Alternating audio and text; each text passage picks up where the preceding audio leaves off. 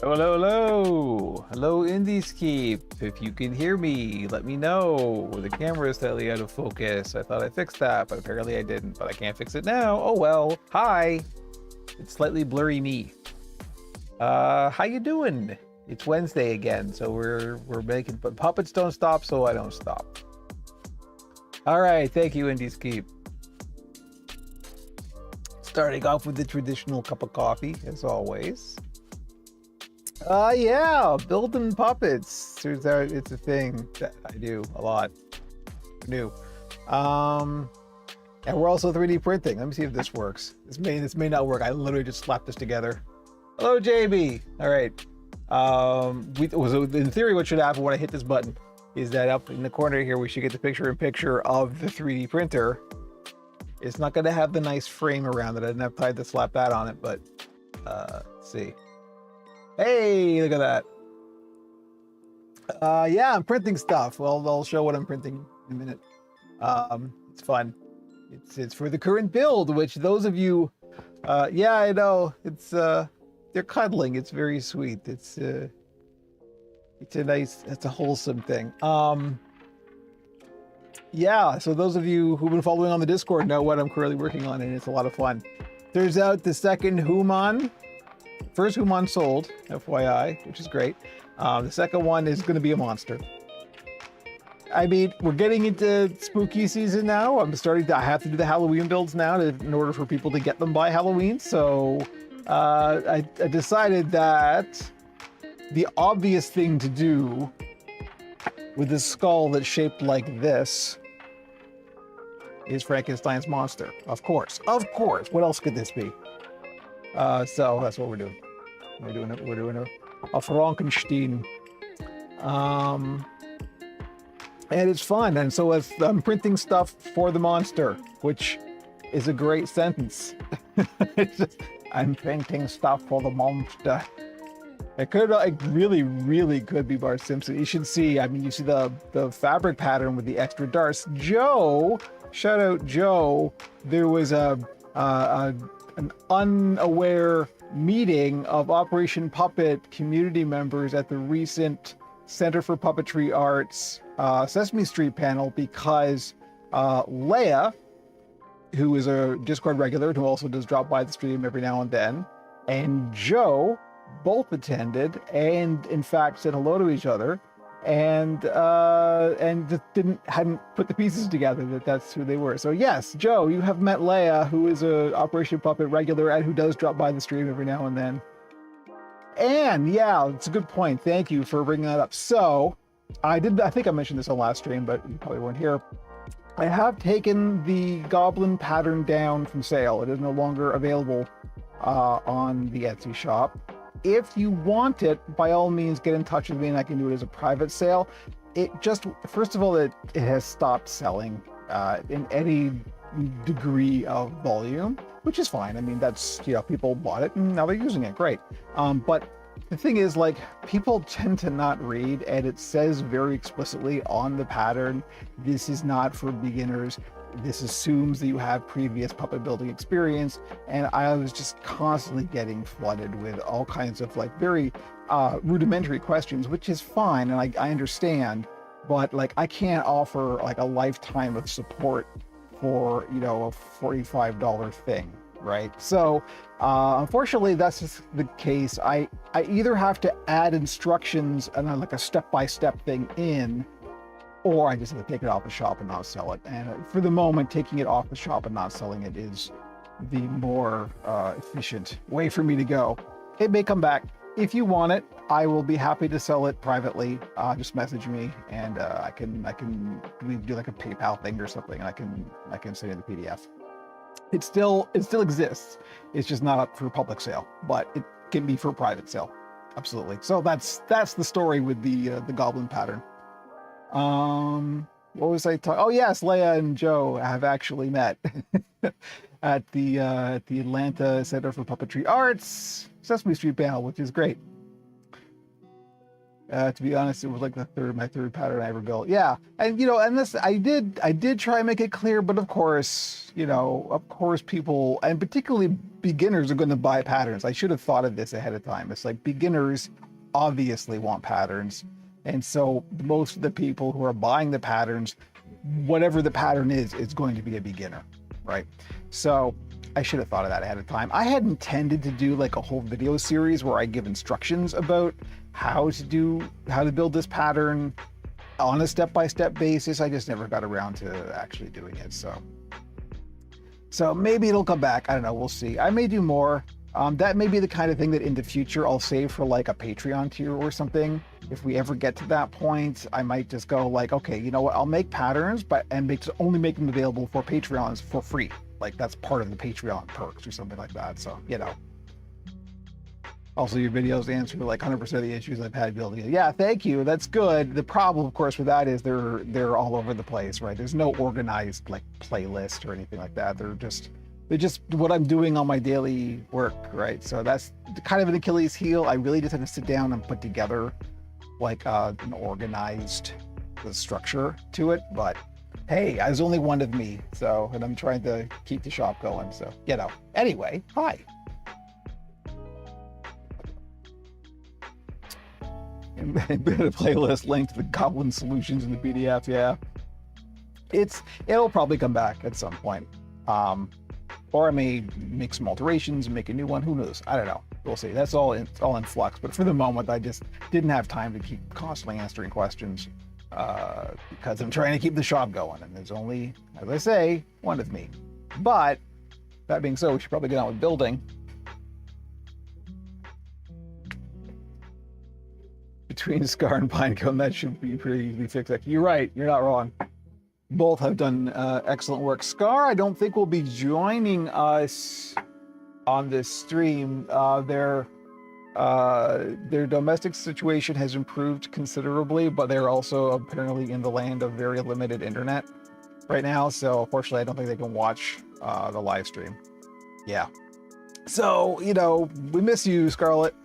Hopefully at some point you'll see this. And we'll sort all that stuff out. But let me show you what we're doing right now. So as I mentioned, we are doing, shout out to Scarlett, yes, in the chat, because Scarlett may be able to see the chat, I think. I know that they've dropped by the occasional stream and just been able to read chat. So let's go here. So where I am at, I got, obviously the skull was already built. I built the body. I got a couple of arms, no problem. And I'm just sewing up the skin right now. This is what's currently printing. So of course, being a Frankenstein's monster, we need neck bolts. And rather than just using, what I did, I had built a Franken Small for last Halloween. I guess it was last Halloween. And I had actually used oversized thumbtacks. Just cut the pointy part off, obviously. I've used those, and they worked really well. They looked like neck bolts. And so does this, but this is a 3D printed one. So this is, I just banged this together before the stream and see if we can get it.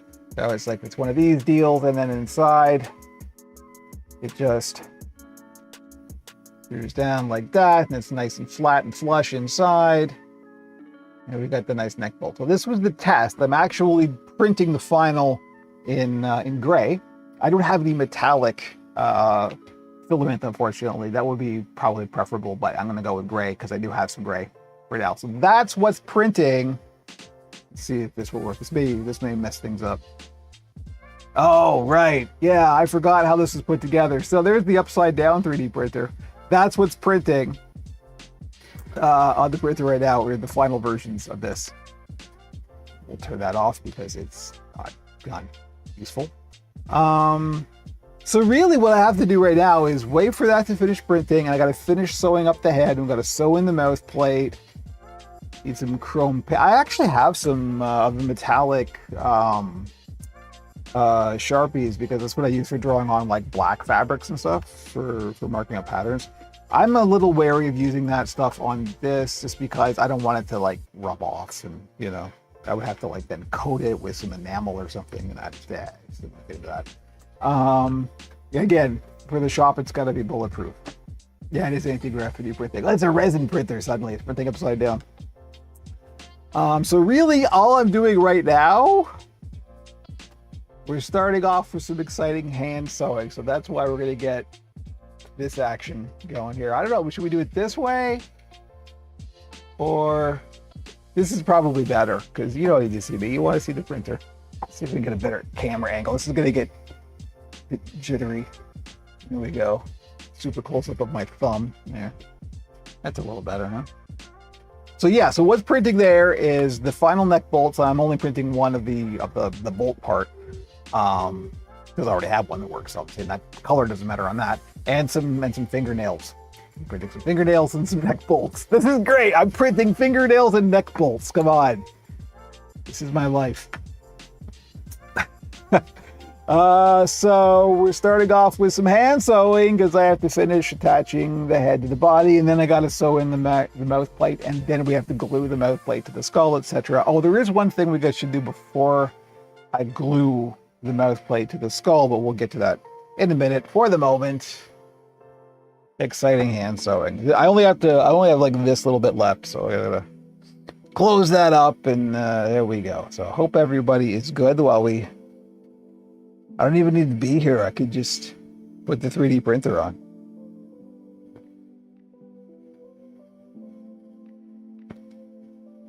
So I hope everybody is good. I may actually have the opportunity to take some downtime next week, like actually have a little mini vacation. If I can get this Frankenstein built this week, which is maybe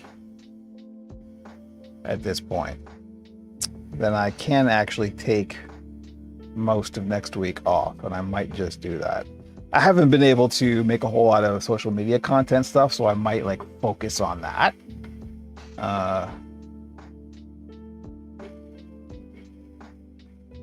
After late night maintenance at work last night, oh no, that sounds like not a lot of fun.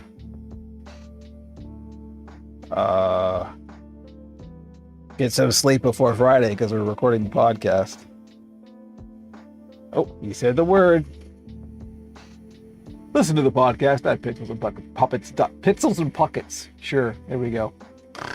Pixelsandpuppets.com. New episode recording this Friday.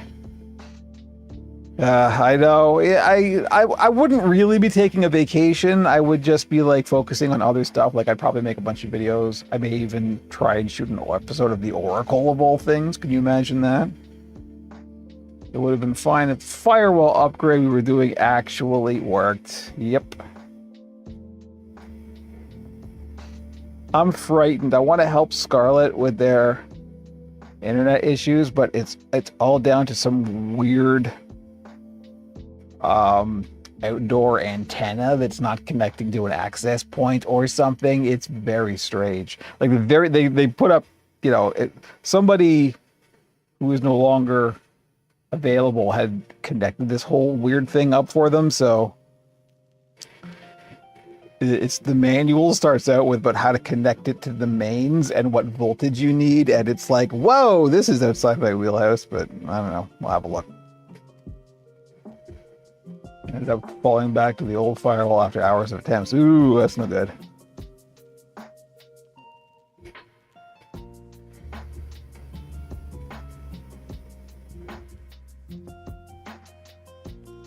I did end up actually watching Gamescom, which I had no idea that Gamescom was one of the biggest gaming conventions in the world. Like it's in Germany, right? Of course, being North American, it was always E3. up until E3 exploded. But I was watching the Nextlander stream of it, and Alex Navarro was saying, yeah, it's like massive. Okay. Nothing too revolutionary. We'll talk about it a bit on the upcoming podcast. There wasn't anything that particularly caught my attention. But I am, as we know, finicky. Hey, there's Scarlett. I don't know if you're able to watch the live stream if you're just in chat. If you're just in chat, you won't hear any of this. Unless you have some kind of auto closed caption thing happening. You're watching. Excellent. Nice to hear. I hope that it's relatively stable.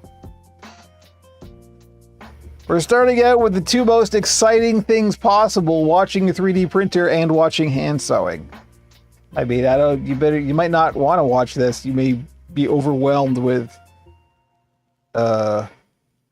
input because it's just too exciting. I did have a look at that. I was saying earlier, I did have a look at that manual you posted, Scarlett. Whew. I don't know. I'll do my best, but I can't make any promises. Uh-oh. You said it's late sewing mishap. Oh, there we go. I fixed it. Never mind. Whew, that was close and you never saw a thing. I gave up trying to make the internet extensions work and just sat closer to the router. I mean, whatever works, right?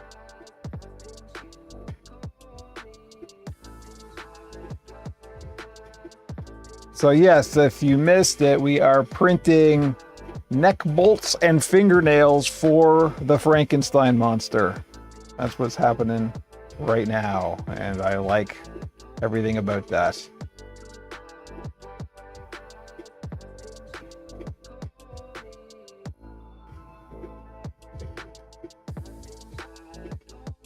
I'm also hungry already, which is a bad sign. Let me tell you, so we went to the CNE last night, which is, for those of you who don't know, the Canadian National Exhibition. Picture a county fair, but really big. Happens every year in Toronto.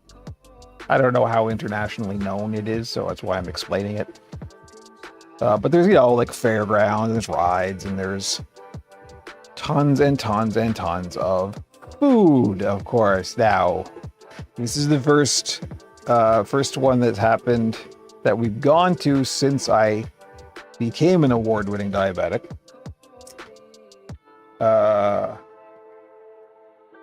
Aside from the vegan question about the use of feathers and puppets, I did enjoy the Sesame Street panel. Interesting. It's a interesting question. Good to hear, Joe. I saw that you met Adam Krutinger as well. Post on your Facebook. Or not your Facebook, your Instagram.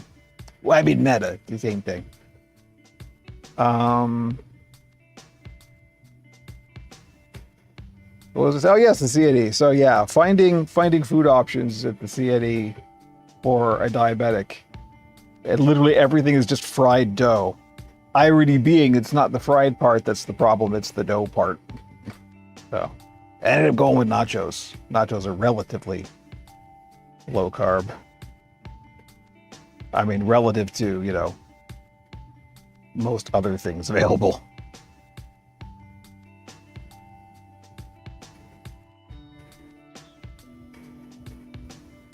We live quite close, so we go down every year. It's not necessarily, we don't do the rides or anything like that, but it's a nice walk, Got my steps in for the day, as it were. And this is the first one that we've gone to since the pandemic is quote unquote over, which it's not at all over. Adam was in town for an unrelated convention, really. As far as I'm aware, Adam Krutinger is based in Buffalo, I think. I believe. I was curious if he just flown in for the Sesame Street thing. One day, so there's the thing, right? If we ever do have an Operation Puppet meetup, we should probably try have it in Atlanta. Because we know there's at least 2 people who are either there or can get there relatively easily. And of course, there's a lot who can't. So, like me, for example. It ended in August 2020, right? Yes, absolutely. There is no more COVID. What is COVID? I've never heard of that.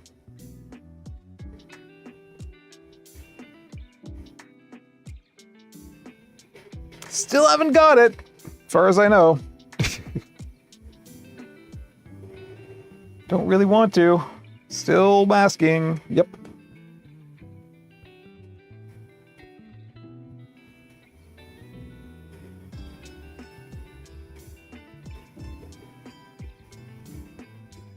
All right, we're almost done sewing this head to the neck. And then the exciting fabric mouth plate. Ooh, 3 times. That does not sound good.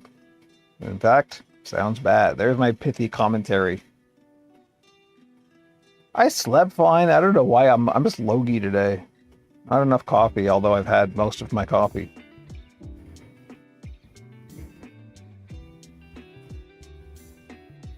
All right.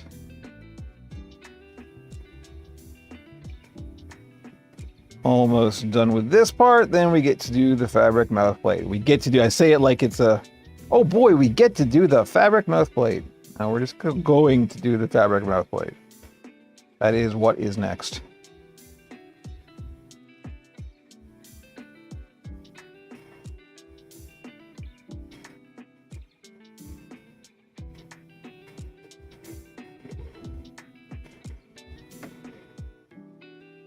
There's a whole like gamers section there, like one of the, I guess it's the Better Living building or something.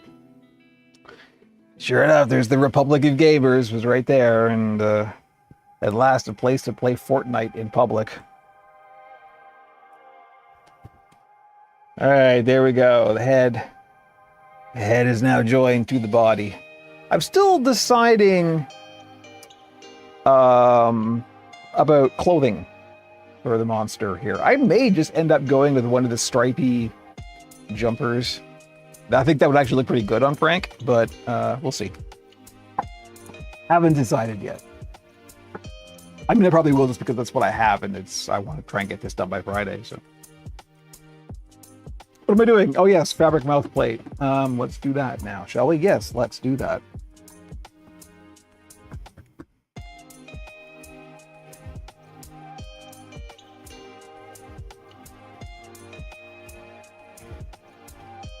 Oh yes, Jojo, sorry, I missed that. I am working on a Frankenstein's monster.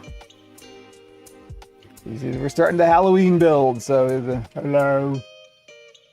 We belong. Foam. Something, I don't know. I hate the quote. 1930s horror movies. Yeah, Frankenstein's monster is what we're doing. Fabric. I need some fabric. I'm gonna do a black inner mouth. I've got just a little bit of this as the old Ultra Suede. I got enough to do the mouth plate here. Let me get the pattern.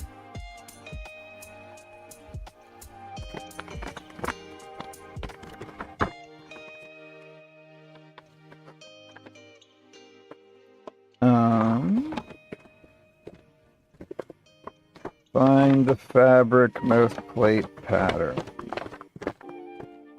So yes, what is currently printing on the printer that you can't see is a neck bolt. This was the test neck bolt, and let's go over here. See, it's modular and everything. It's gonna sit nice and comfortable, and yet you can just screw it in. It's like, this is our fancy pants 3D printed neck bolts. Ain't no one else got these.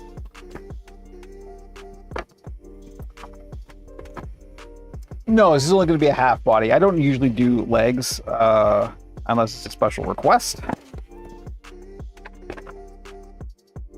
Fabric mouth plate, there we go. This is all based off of the pattern that we did for the old video series about how to design a puppet pattern from scratch yourself with nothing more than a pencil and some paper. And that's what all of this is based off of. That's why I'm not worried about showing the pattern on stream, because we drew the pattern on stream. So this is what all that's based off of. So you can do it too. Yeah, the legs on the frog print small are pretty good. I do occasionally will do a full body one for the shop. I tend not to, just because obviously it's more work, so it's more expense, and therefore they cost more, so they don't tend to sell quite as immediately.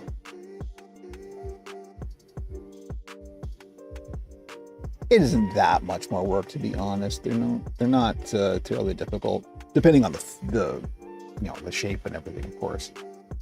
You don't generally make like toes articulated or anything like that. Again, unless it's a special request.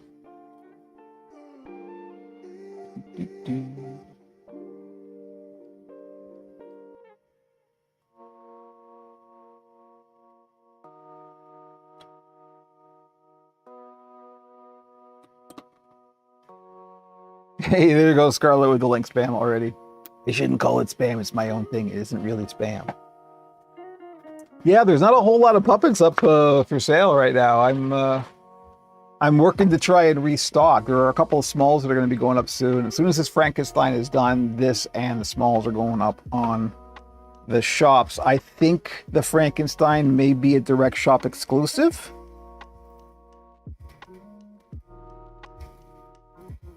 We'll see about that. I know this is off camera. I apologize. I don't know what the next request is going to be.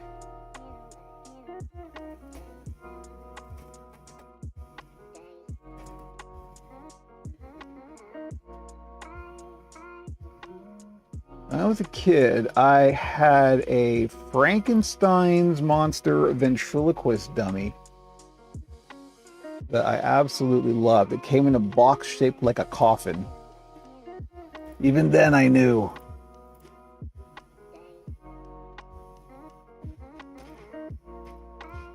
Even had an eye blink. It was wild. Stuff you could buy at a toy store in the early 80s. All right. Oops. Rainbow vampire.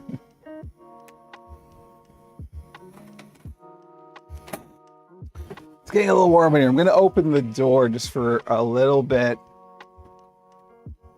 I'm the only one home right now, so don't worry about it. It's, the 3D printer does obviously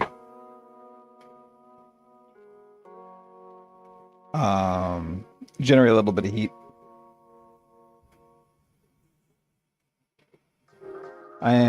We are probably going to get to some gluing before the stream is over, so we'll have to close the door again. But for now, let's get the air circulating. Possibly incoming Jimmy. Jimmy is under the bed napping at the moment, so I'm going to also off-center camera here. Yes, danger, honey. Danger, honey time. This doesn't seem like it's... Oh, it'll be okay.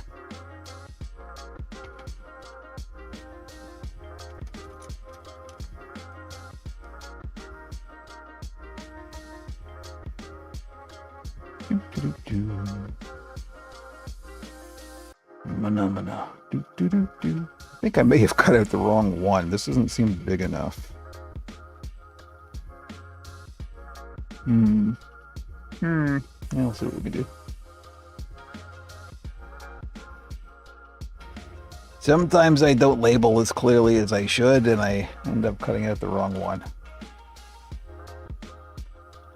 Look forward to doing that during the warm days. She sleeps under the bed. Yeah, Jimmy has a little cave under my side of the bed, and he likes to go and retire to. He wants to be alone.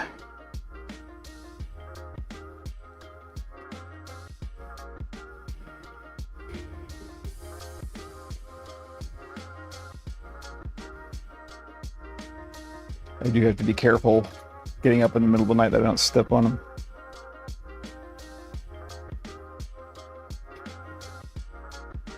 Wouldn't be fun for either of us.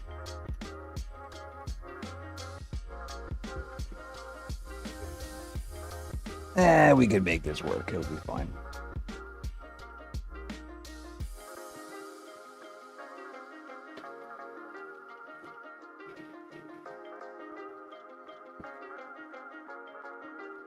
If we're going back to handsaw, I guess we'll do this again and hop on the 3D printer, see where we are there. Coming along.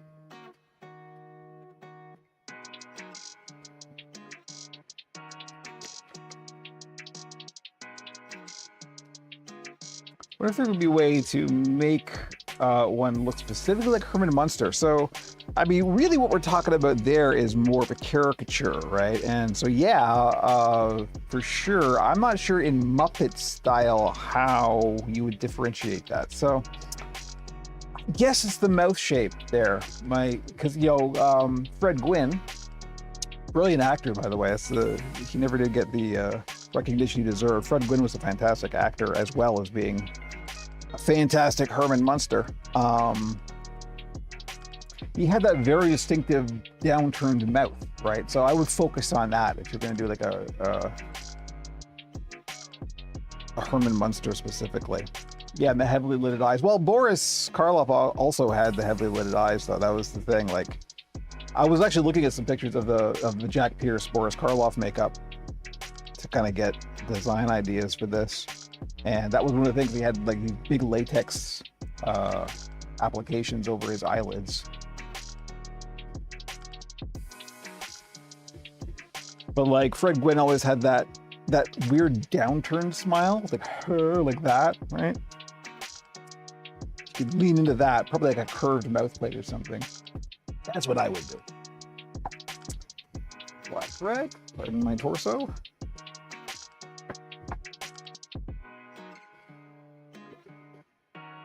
Oh, this is the wrong thread. This is embroidery thread. So we're going to embroider something, which we are not yet. Yeah, so I'm probably going to do, so around the wrists, I'm going to do some, use some, like the floss, the cross-stitching floss, right? I'm going to do that, like around the wrists, make big, like, suture marks. And I may do one across the forehead as well. Have you listened to the latest podcast? I certainly haven't. You haven't listened to the latest podcast? We're recording a new one on Friday, Scarlett. You got to catch up.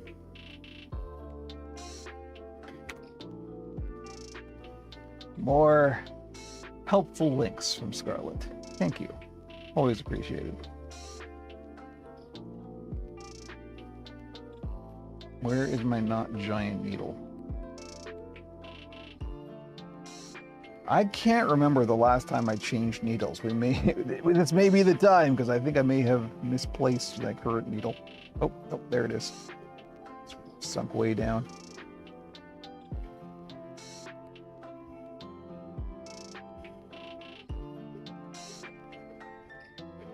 There we go.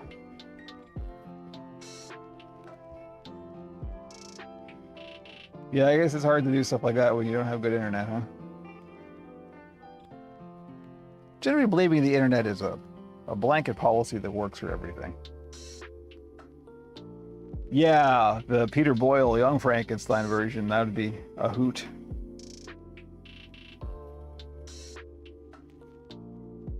Zipper on the neck, it's important. I was debating doing this not as neck bolts, but as like temple bolts, because there's a couple of versions of Frankenstein's monster that have that. Which, when you think about it, actually makes more sense than the neck bolts. I'm not sure why the neck bolts are a thing. It should be, it's up near the brain, right? Because you're pumping electricity into the brain. So I guess you're pumping electricity into the whole thing. I guess then the neck is like the spinal column or something, right? Here we are trying to analyze the medical feasibility of pumping electricity into a hastily assembled, sewn together bits of several corpses. You know, as you do on a puppet building stream, because it's wholesome. Hey, you don't like monsters, you're in the wrong place.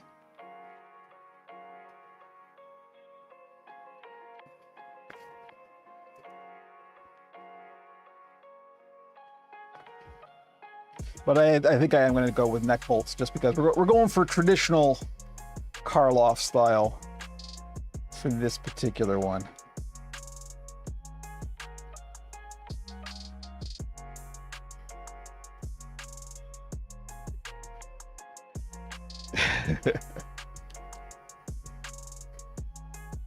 I want to say I've seen a Peter Boyle Frankenstein creature puppet somewhere. I'm almost certain I've seen a Igor Marty Feldman.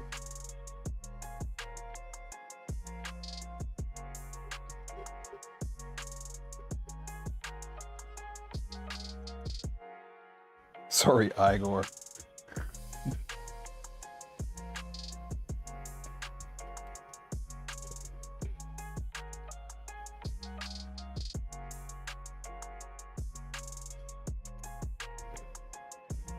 I don't know if this is going to have eyebrows because the eyes I have planned might be enough. We'll talk about that momentarily. I don't know yet. That's if it does, it won't be a Mac. It won't be the Burt Mac. Although maybe next year we'll do a Burt Mac eyebrow Frankenstein's monster. Maybe that will be our annual Halloween tradition, is just a new Frankenstein's monster every year. I kind of like that.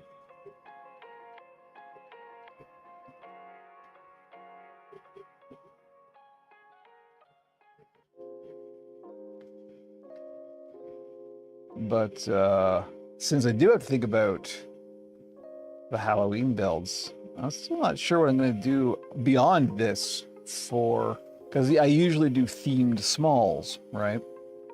I'm still not sure what I'm going to do. Guess it didn't have eyebrows. Yeah, so yeah, Frankenstein's monster has more of a, you know, the big thick Cro-Magnon brow.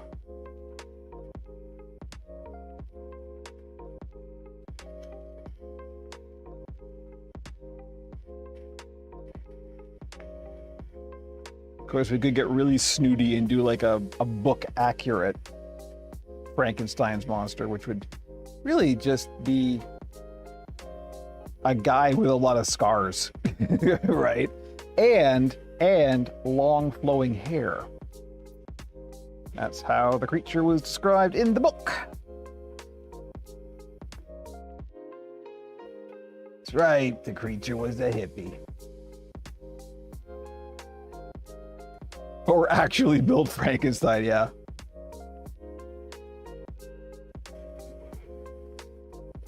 Maybe we'll do a Frankenstein, huh? Come on.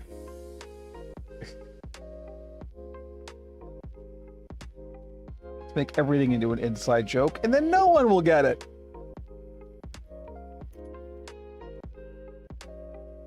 The doctor needs more. Yes, build the actual Dr. Frankenstein. I should just put this up as Frankenstein and not Frankenstein's monster and just see how many people correct me. It's the internet, I'm sure. Plenty will.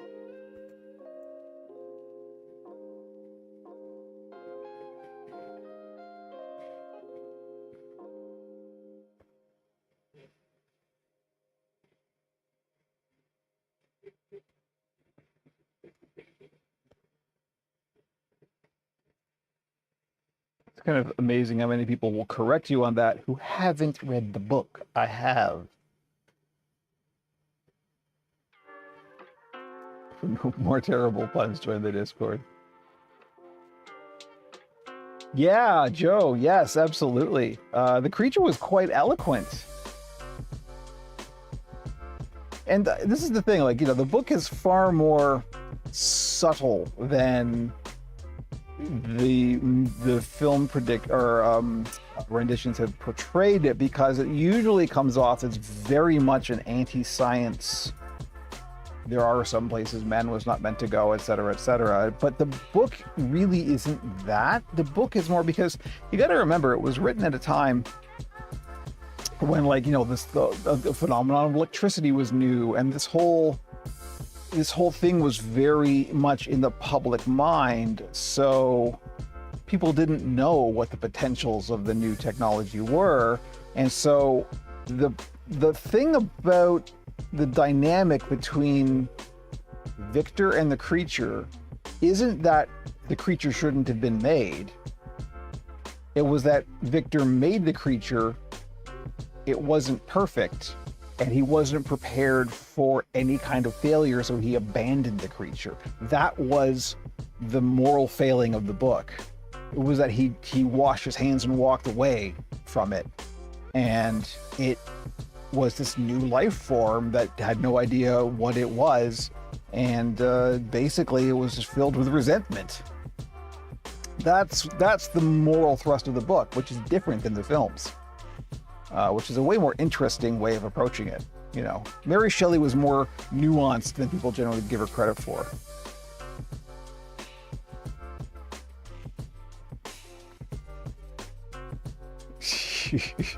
So we shouldn't abandon AI? No, we shouldn't. And I honestly feel that we should not abandon AI. We should just not walk away and not try to absolve ourselves from the consequences of AI, like putting people out of work, for example. We need to deal with the consequences of the technology, not walk away from it and just say, oh, well, see, Mary knew.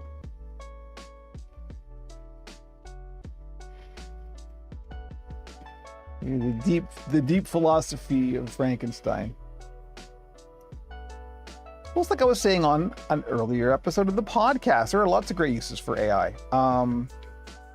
One of the best is like finding new drug therapies and new combinations of molecules that doctors can find. It just takes forever. AI can find it really fast. So new therapies can be developed using artificial intelligence or large language models, which is what these are. It's a little different than actual AI. So yeah, there are lots of great uses for it. We're just not using it for any of those things. We're using it for the worst possible things we can use it for, which is just scams and ripping people off. But of course we are, because capitalism.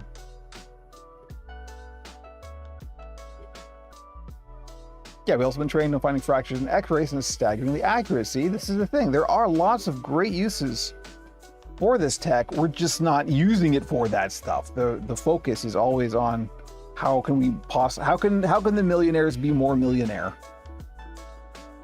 And as a result, put everybody else out of work. And this is the difference between being a Luddite and saying, oh, this technology is bad, and just rejecting it, as opposed to what, you know, people like me are saying.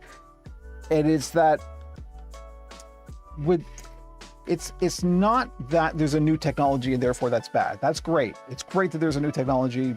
I am pro-technology, as you all know, but we need to be prepared for what that technology means, to understand what that technology means, to deal with the ethical implications of that technology, and to make accommodations for when people are displaced, which they will be. That's how tech works. That's, you know, the cotton gin came along and suddenly lots of people who used to weave cotton by hand don't have a job anymore. That's how that happens. But there was something else for them to go to. There is no retraining of the people who are being displaced by AI. That's the problem, right? So, you know what? Universal income is one solution to this. If we're having AI do the difficult, or not the difficult, but do the menial stuff, great. What that should mean is that people have more time to do their stuff, right? But we need to accommodate for that gap. And right now we don't. And right now it's just people are out of work, the millionaires make more money, and everybody else has less money. That's what it is now, and that's a problem. That's the problem we have to deal with. Why am I lecturing you on AI? I have no idea.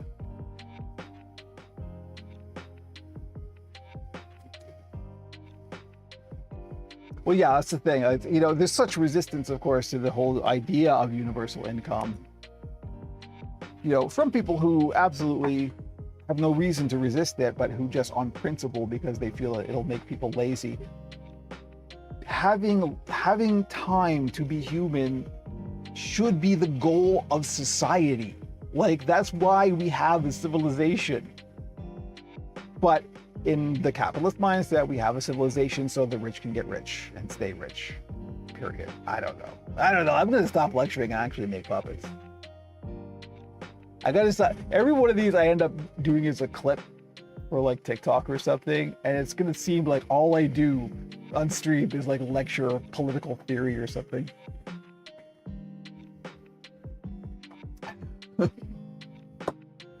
Thank you, Scarlett. How's the 3D print going? It's looking pretty good. The nails are almost done. We're just getting to the neck bolts. Yeah. AI, huh? You know what, here's the good thing, right? We got on this whole subject because of Frankenstein. This just shows how relevant that story still is. Mary had a lot to say.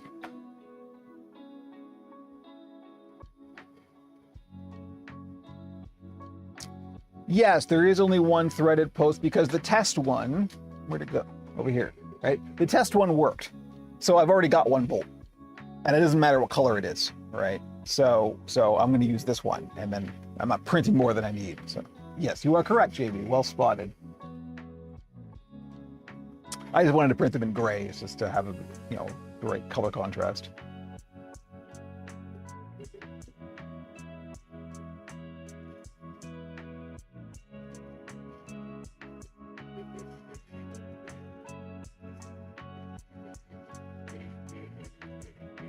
You know what will stop me from lecturing so much? If we do this.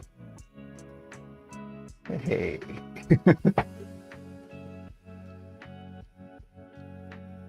I'll probably do black nail polish on the nails as well.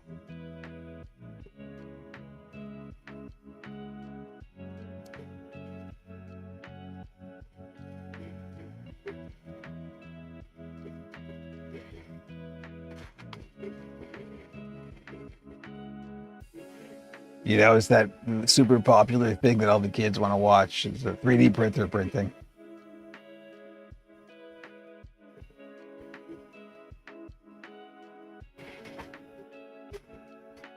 Like I keep saying, that's what the build streams are. It's just me doing my work, what I would be doing anyway.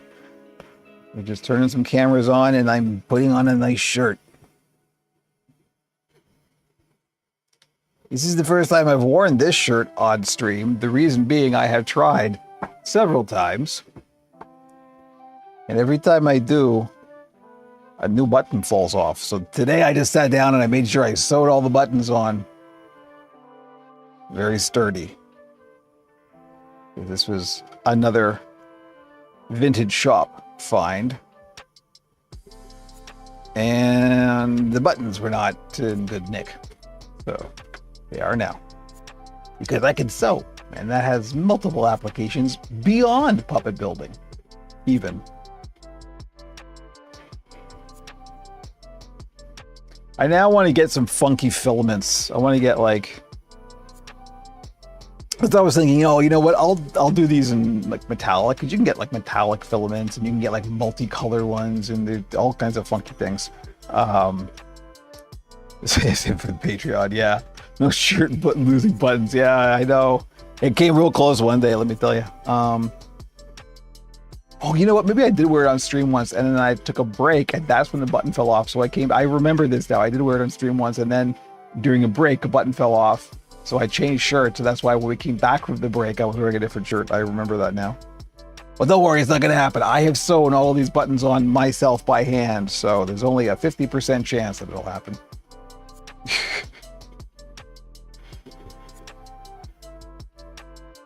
Yeah, I do have some of the flexible filament.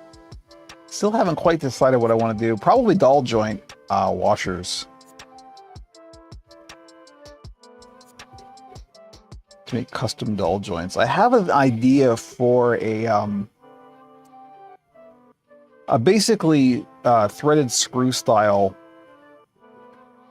dull joint that I can do removable arms with. Because I really don't like doing the removable arm rods. I tried that on the first Human and it was fine. It wasn't great. So that's why this one's just our old standard permanent arm rods and just deal with it. Until I sort out the get some prototypes built for the removable arm attachment. But yeah, there are lots of ways to do that already, but I need to make one that like non-professional people who are just starting will be able to handle easily and that is robust and will last because I'm selling it on the shop to the general public. So,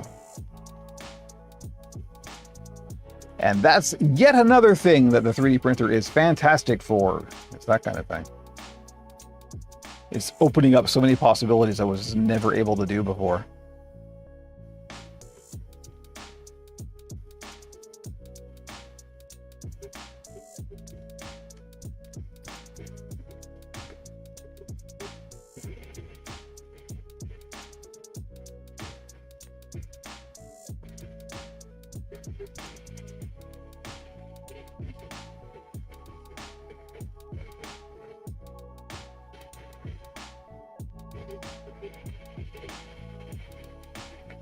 So tomorrow I have to go to the orthodontist. Hooray, I'm losing some time for yet more dental nonsense, but that's another story.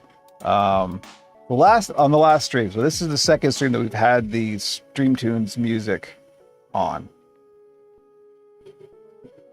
which, as I said before, is 100% guaranteed licensed for streaming for all platforms. Should have been fine, and it was. However, it still triggered some bot on YouTube, and I never got any notifications that we were under a copyright notice, but I woke up on Thursday morning, or I guess it was Wednesday morning that we did the stream in early last week. To 50, count them, 52 actually, emails from YouTube saying, good news, the copyright claim against your channel has been lifted. And it was all just the tracks from StreamTunes. So I don't know if it was like, you know, it's always guilty until proven innocent, right? It's always like, we're going to flag it and then check it. So I'm sure that's what happened. As of any stream without this reported for copyright, yeah, sure. I suspect what it is with StreamTunes is that, like, yeah, it'll get flagged immediately, and then it goes and checks with StreamTunes, and StreamTunes just goes, yeah, it's fine. But like automatically, there's some kind of, you know, automatic system like an API or so that it just clears everything. That's probably how it works, so that we may get this tomorrow or we may not. Our channel may now be cleared to use it. So I guess we'll find out tomorrow morning if I wake up to 52 emails. I guess we'll find out. She's a powerful bot.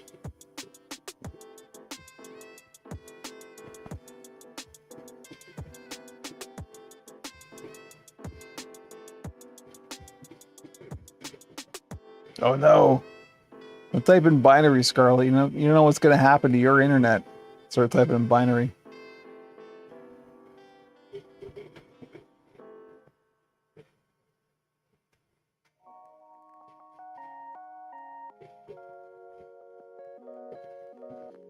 I don't listen to a lot of this like chill lo-fi stuff normally. So sometimes, and particularly now that I've got the 3D printer going, and it makes some funky noises sometimes. Sometimes I'm not sure if it's the music or if it's the printer. Or sometimes the printer and the music seem like they're in sync. Yeah, there is a Clutch song that's named in binary. What does that mean in binary?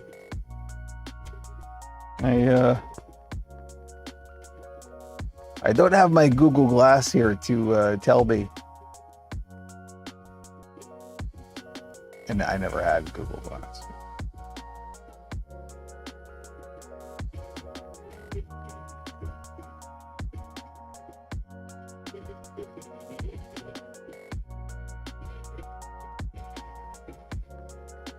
Nothing surprised me. Oh, okay.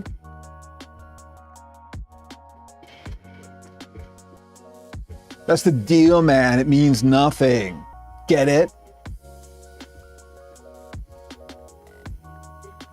I don't know. Trying to be deep.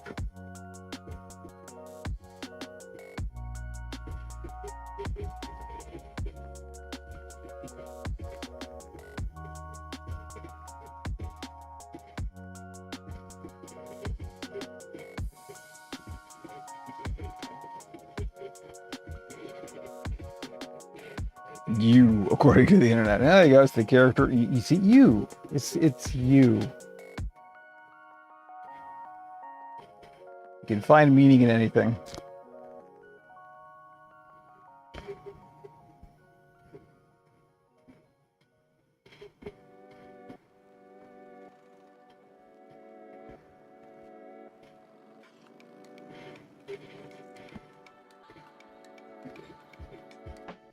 Let's use Unicode, then it's V. Uh-oh. Warring encoding standards.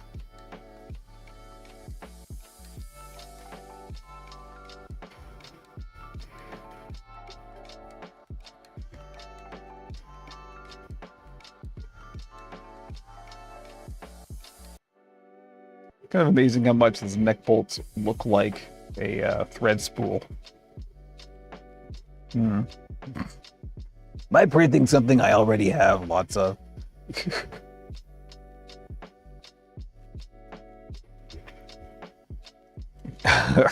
There you go. There's an insult to the ages. You're Unicode.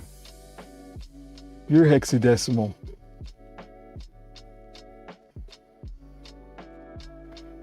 You and what logic gate?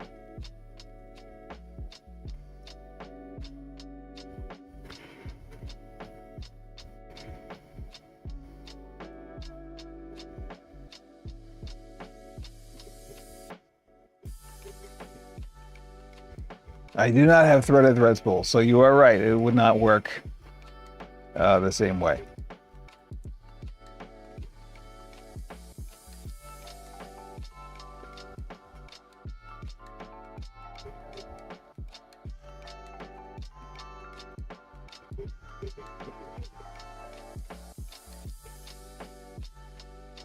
It's funny, I don't really need to make the neck bolts removable, because when would you ever remove them? You know, like eyes, it makes sense because you want to put different eyes on or something, but you're not gonna have, like, you know, this is your Saturday night neck bolt. That sounds like a good cocktail, Saturday night neck bolt. But it's still going to be removable. I think I might glue it in permanently. The thread is nice to have because it's easy to put on and it's nice and flush against the inner surface, so there's nothing poking in, right?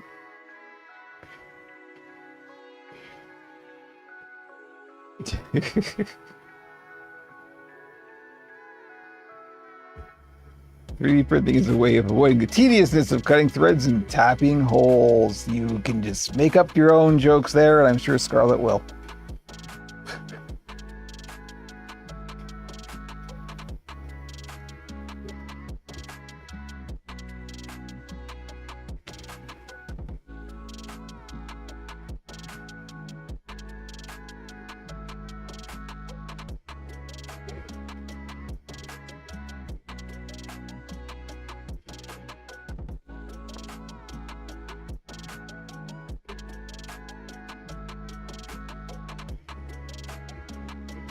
Did I finish my coffee? Let's investigate. Well, we're just over halfway on this.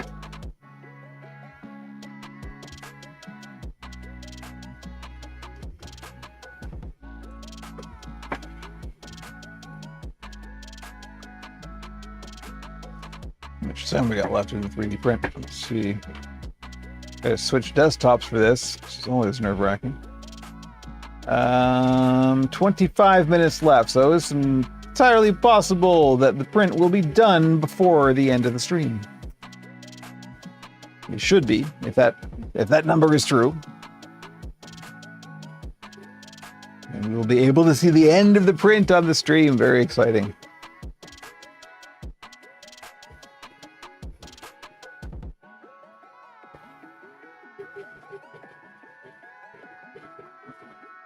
Yeah. I gotta find a new, or like, only new, but like more extra build plate surfaces, because this has like a magnetic mat that goes on the plate. A lot of them do. There's like the Ender 3, for example, also has this magnetic flexible plate, which is really, really great. But this one's starting to have some adhesion problems, and I have to like clean it a lot to get the adhesion to work. There are replacements. None of them you can get in Canada that are for the Sovol specifically. You can get the Ender replacements, which should work, but they're also the wrong size. They're too small. So I'm not sure what I'm going to do. I'm still looking for solutions for a build plate mat replacement. I may have to ask a favor from somebody in the States, because it will only ship to the States or Europe.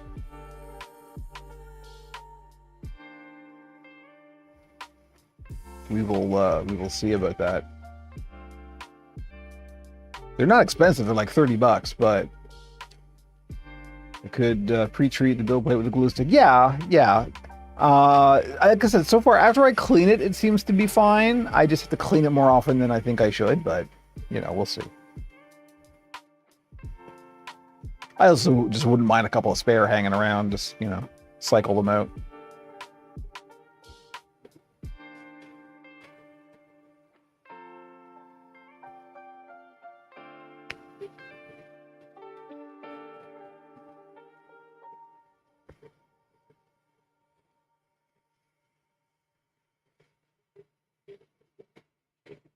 I've also learned that there is a size under which don't even try, because it will not adhere. If there's anything too small, like I was printing just a peg, and I was going, you know, up from the bottom, and there wasn't a base on it, and it was just too small. Like it would just come off the build plate every single time before it ever got a few layers down.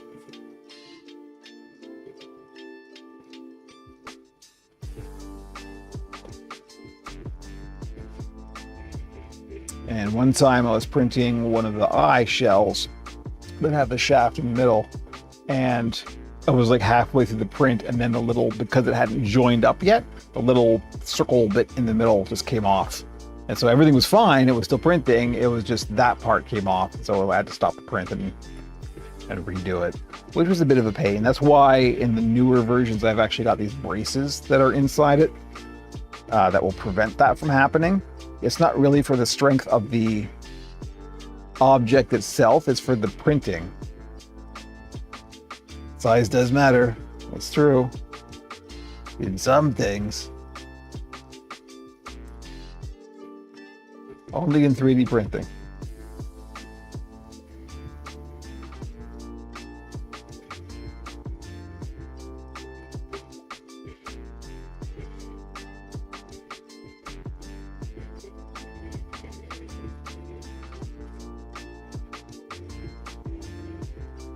Let me tell you, playing with Tinkercad enough, I'm sure getting my booleans in. Love me some booleans. I just wish it had a proper face extruder. That's the thing I want in Tinkercad. I want to be able to like select a face and then extrude it. Apparently Tinkercad does not work on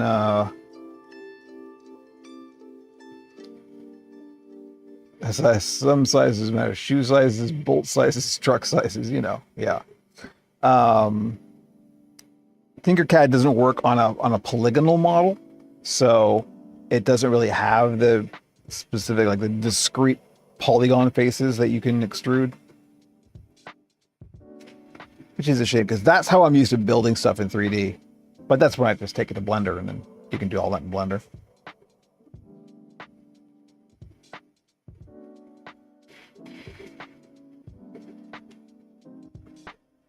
So depending on what I'm working on, I will sort of jump back and forth between Blender and Tinkercad.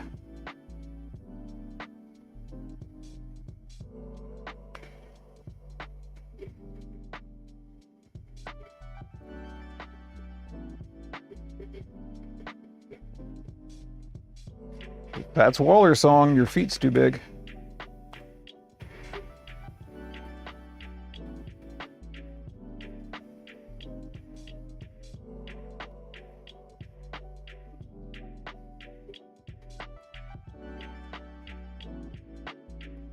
Almost time to rethread my needle.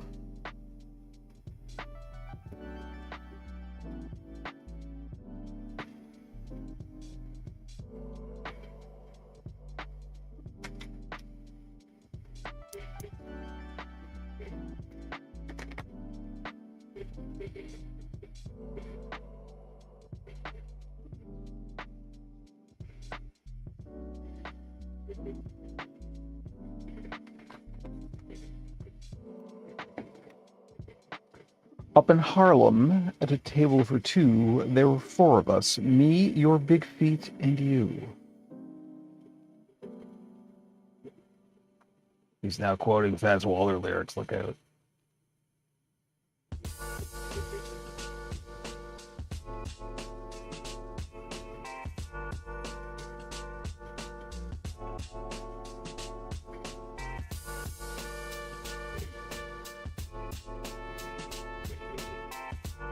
I'm sure the Muppets to the cover of Your Feet's Too Big. I'm sure of it.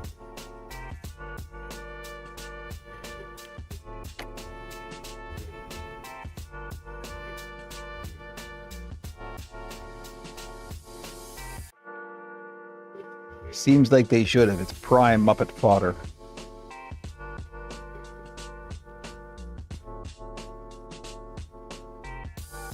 I know that Jim was a fan of Fats Waller because, among other things, I think Jamie found that already.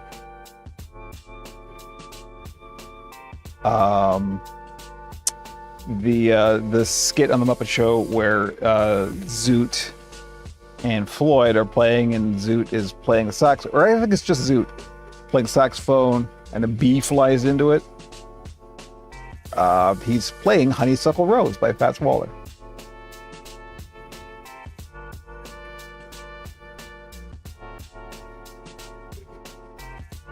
Hey, yeah, join the Discord. Scarlett reminds me I should be saying that a lot, all the time.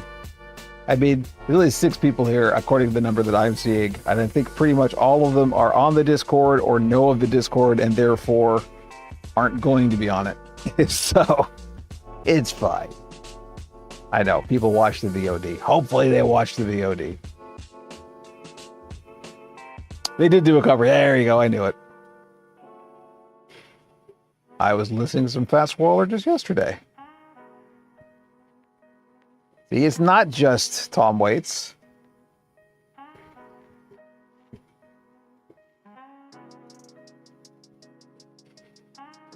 Although it is a lot of Tom Waits. Not lying.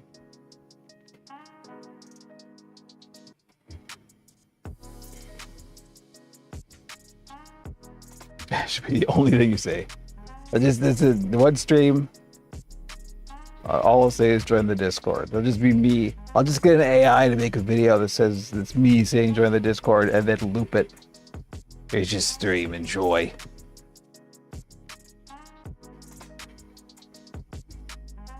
Hey! Join the Discord and you can see the Muppets version of Your Feet's Too Big, because clearly you can't Google that yourself. Well, you can, but then you get 13 pages of AI-generated bot site garbage that might eventually lead to a thing you want. Welcome to the internet in 2023.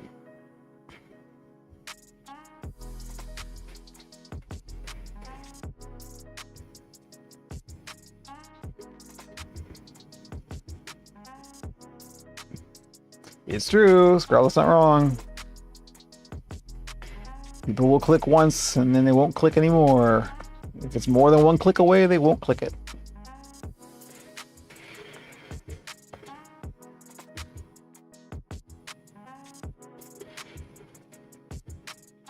I'm very hungry. What time is it? Oh, still a while. Still a while to go for lunch.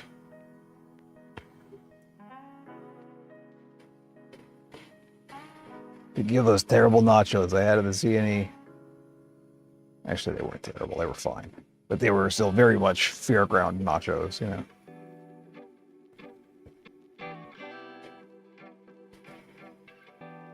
Tortilla chips and some kind of molten orange goo.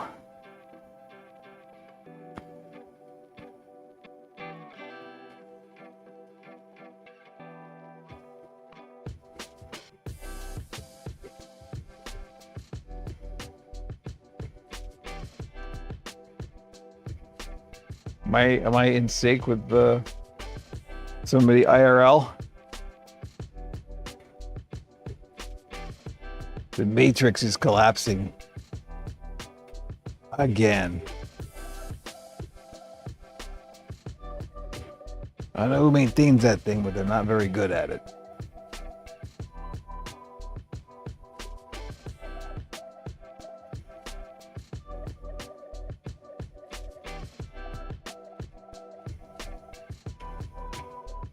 Yeah, you know what? It probably wouldn't be. I mean, I don't want to. We seem to have a time frame that works for most people, I think, at this point. I don't want to go messing with it. I could go an hour earlier. I don't know. I'm usually ready an hour earlier, but the point is I'm usually ready an hour earlier. Sometimes I'm not, so I like giving myself a little bit of run-up time just in case something goes wrong. It's a live stream, something always goes wrong.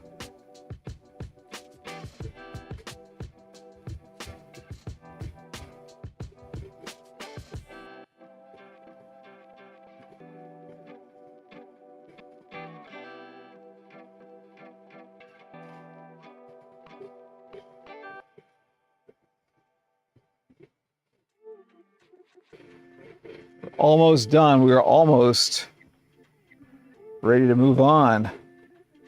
Very exciting.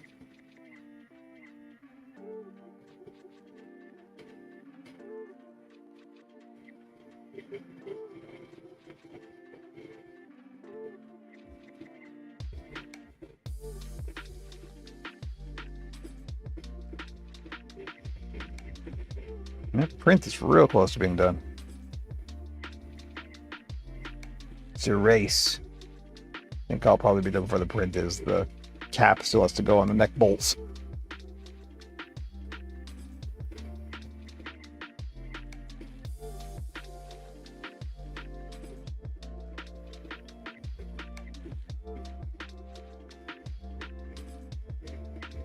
I just like the fact that there's a file on my NAS right now that's just called neck bolt.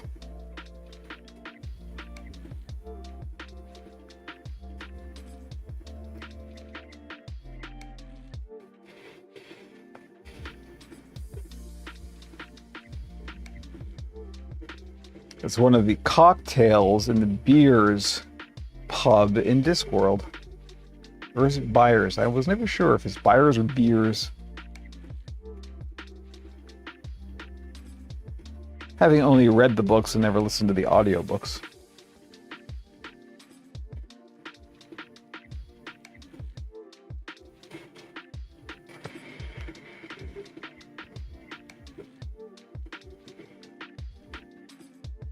All right, tying this off, and then we are done, ready to move on. Moving right along.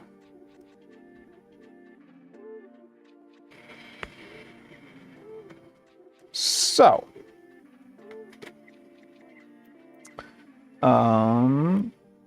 what I'm gonna do, what I've decided on, is I am going to do the bolts as neck bolts, as not as temple bolts, as I was thinking about. But that means a couple of things. Let's go to the top down. Who needs audiobooks? We have podcasts. Hey. Listen to the podcast, pixelsandpuppets.com. So since I am going to do these as a neck bolt, the way I usually do my necks is it's usually just the fabric, and in this case you can see it quite clearly. This is the neck right here. It's just fabric. There's no foam. So if I were to put the neck bolts into that, it would just be floppy and loose. You don't really want that flopping around loose. So that means we can do one of two things. We can make a neck.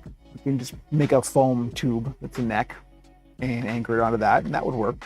But I don't really like doing that because it kind of stiffens the whole puppet up. It's nice having a completely fabric neck because then the head is nice and loose and can turn easily. Because I do stitch the neck to the body instead of using a tube, like a sock tube. So that means we still want somewhere to anchor the neck bolts onto. So if I were to just sort of attach them like this, that's not bad placement, but they're also kind of sticking at a weird angle, right? And you can't really see them. What I want them kind of down here, right? We want them in the neck.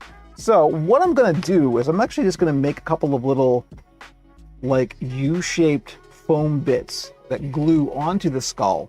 And so we'll have it anchored, we'll have it sort of solid against there, but the neck itself can still be fabric. That's what I'm thinking I'm going to try. It may not work. It may look terrible. We'll see. If it looks terrible, we'll do something else. Or we'll make temple bolts. We'll make them in the head. We'll burn that bridge when we get there, as the saying goes. I'm also not sure. I might do teeth. I might not. I'm not sure. Got a pretty good overbite, so there'll be room for some teeth in there. I don't know. We'll see. So that means I need to make these little foam bits. Let's see. I'm just gonna sketch something out, I think. Just do a real quick shape. Doesn't have to be anything fancy.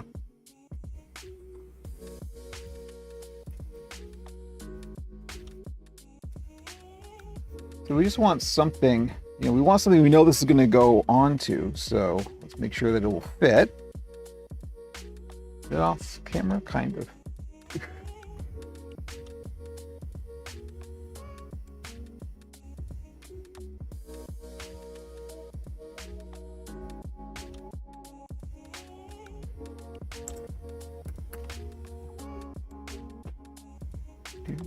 And I'll probably make this out of upholstery foam rather than the articulated foam, so it's softer.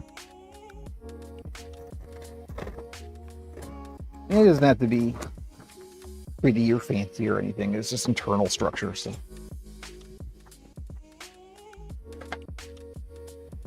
we're gonna make two of these out of foam, and then we're just gonna kind of glue them onto here, right where they would be mounted on the neck, and it'll still give a little bit of support. It might still be at kind of a weird angle, but I think it'll be fine. It'll be more visible than it would be if you're just hiding it behind the peaks. Foam. I need some foam. Now that's an inch thick. Here's some 1/2 inch reticulated. Maybe let's use that. Everything else is reticulated. There's no sense in switching it up now. We'll just use this. This is all scrap anyway. Good to use up your scrap. Okay, it's danger anytime soon. As soon as I cut these out.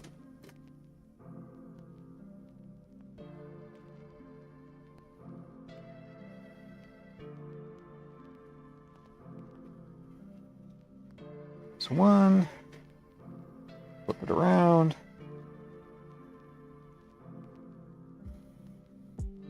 It's two. We'll cut this out. I'm just going to use my foam shears rather than a razor blade because you're not really too worried about precision with these. You're just structural, not cosmetic. In theory, you won't even see these. In theory.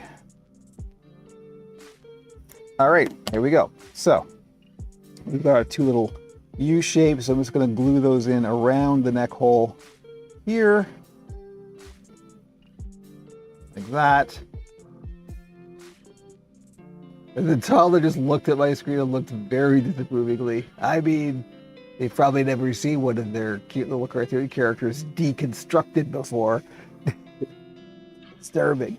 Yeah, and this will provide us a little mounting point for the neck bolts. This may also look terrible, so I don't know. We'll put the thing on, and after it's done, and we'll see what it looks like. But that means it's time to gear up for danger honey time. Close the door, open the window, put the fan on, etc., etc. The 3D print is almost done. Danger honey alert.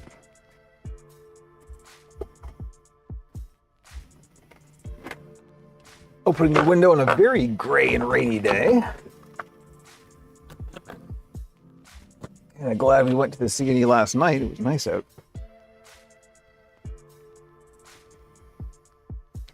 And so the fan is on, the door is being closed.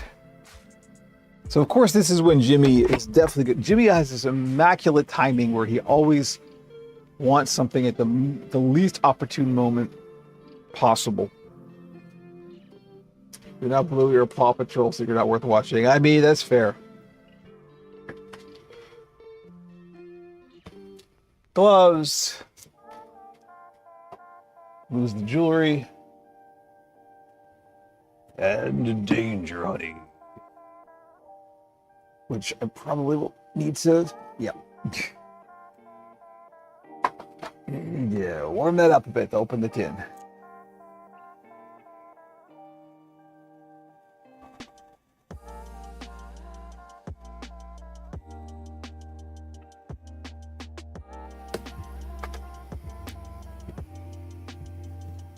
Here we go, and before we open it all the way, of course, the mask.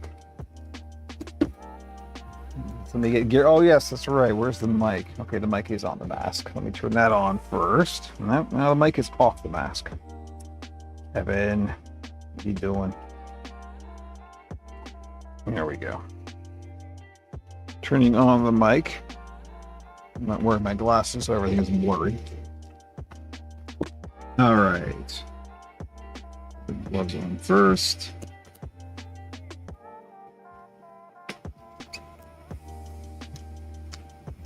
Finally danger honey on stream. I know it's been a while, huh?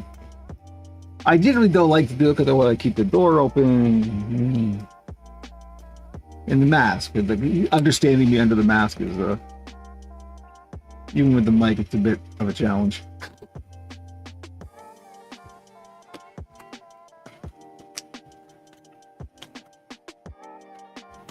All right, here we go.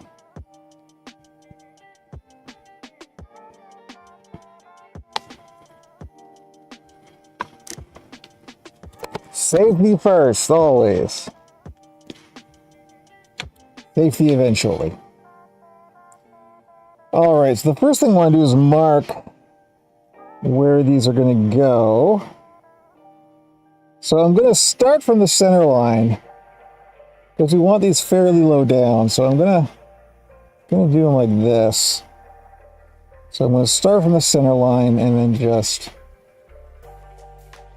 lay them out. Where's the marker? I put it away, of course.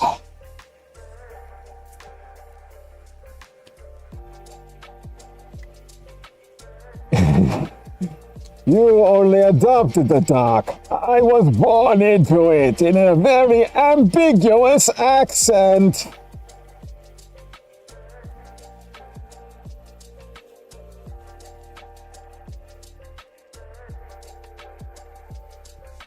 Where are you from? Is this like, what kind of accent is that? Sometimes you sound German, sometimes you just sound like you're straining. I'm tired of hearing you under all that mask. What's going on, Bane? Frankie as Batman would be pretty good.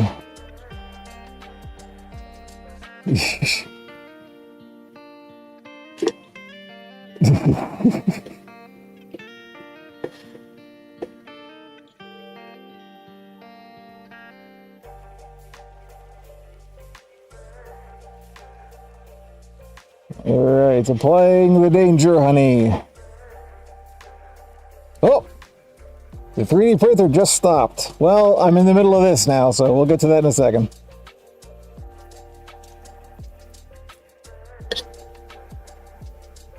I wondered why it was suddenly quieter.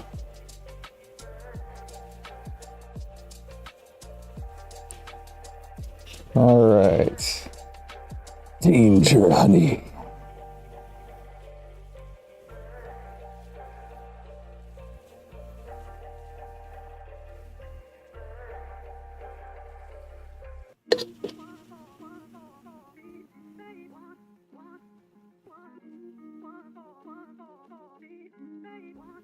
Of course, the problem I'm just kind of thinking about, the problem with doing it like this is when you put your hand in, it's going to want to fold inside. This may not stay, now that I think about it. We'll just give it a shot, see how it goes. If it works, great. If it doesn't, we'll just make a real neck.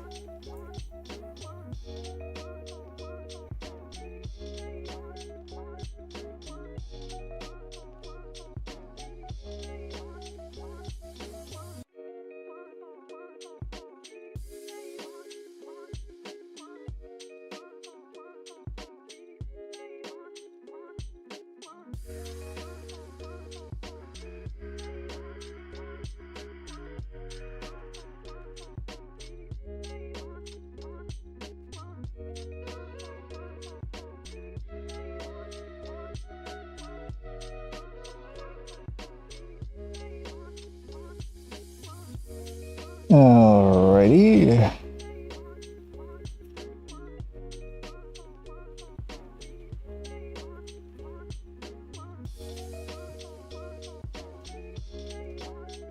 There we go. Nice and plush. So that little extension piece. Yeah, when you put your hand in there, that's probably going to want to fold up. I don't know. Unless I actually then attach this to the fabric, but I don't know, we'll see. I'm thinking maybe this was not such a good idea. But that's all part of it. You try stuff and sometimes it works and sometimes it doesn't.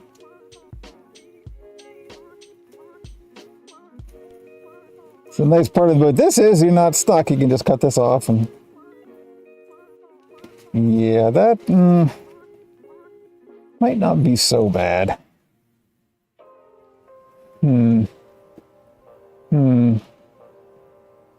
That's a little too far forward, actually. You know what? Even if I do stick with this, I think I'm going to move them back because it's too far forward. We want it kind of back here. Yeah, we're not sticking with this, but I'll work that out because the 3D print is done. Let's have a look at that. I'll get rid of this stuff. Let's go to the close-up, I guess. There we go. Whew. I'll leave the mask mic on because we might be switching back to that momentarily, but let's see. So this is the thing I need the replacement of, is this magnetic build plate. So we're just gonna gently lift that up. I don't want to take the whole thing off, just to try and loosen all of the bits up. There we go. Couple of neck bolts, a bolt, and oh, I printed two fewer fingernails than I need. I printed my normal number of fingernails, and I've forgotten this one has 3 on each hand. Like, and a thumb. I need 2 more fingernails. Oh, we can print those.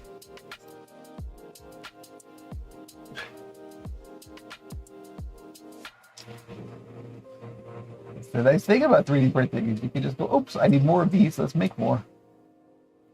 The problem here is that, of course, I'm touching the build plate, and this is one of the things that causes bad adhesion. When you touch it, and you get finger oil on it. But Here we go. I'll set up the print in a sec. It's hardly an epic fail. It's just a mild, not even a fail. It's incomplete. They actually work though when we use them. So here we go. Here's our neck bolt. And there you.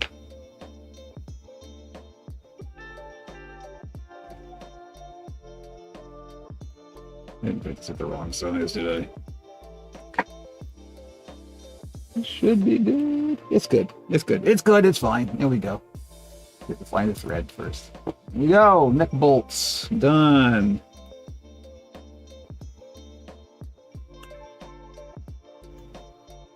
So we'll put the test one away as a souvenir,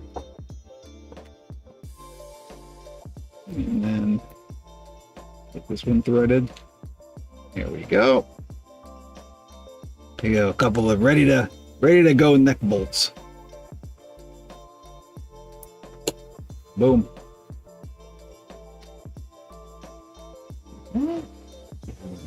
Get some good neck voltage right there. So I gotta print two more fingernails. I want to. Let me switch desktops here. Prepare. Like that, like that, and that.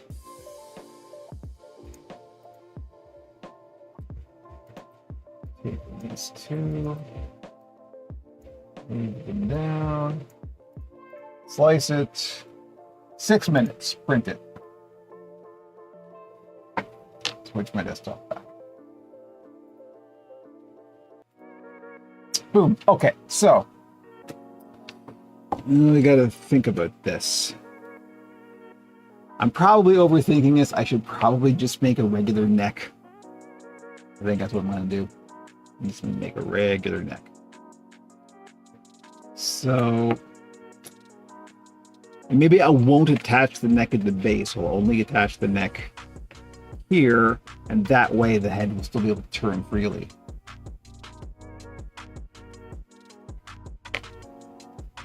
That seems like a better solution. Yeah, because otherwise we'll be attaching the neck bolts. That's not too bad. I don't know. I can't make up my mind now.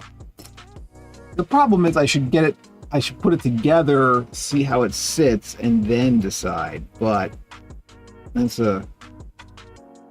if I decide something else, then that's kind of a big change. I don't know. I don't know about that. Or I could just go with temple bolts and not worry about any of this.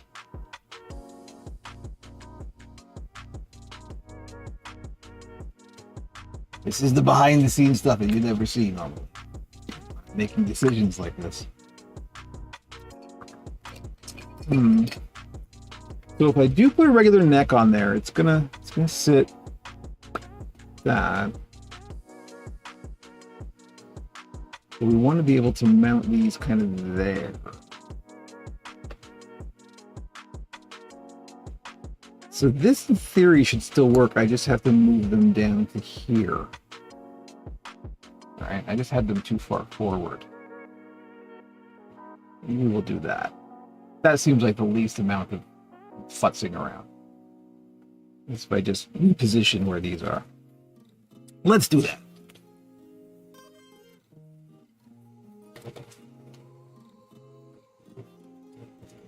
And the 3D printer is starting.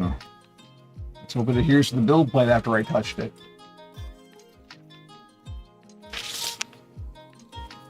Forgot to clear off the test thing here.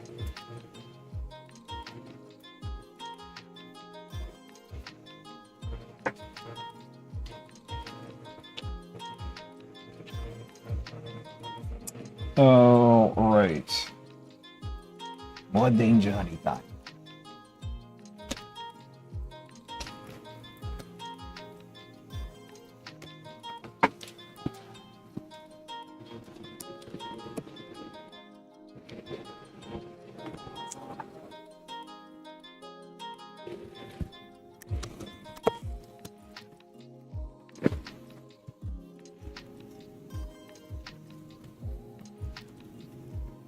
Okay, so we're gonna put them like halfway. So let's mark there and there.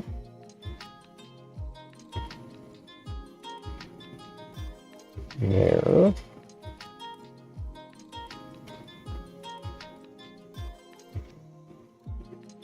And there.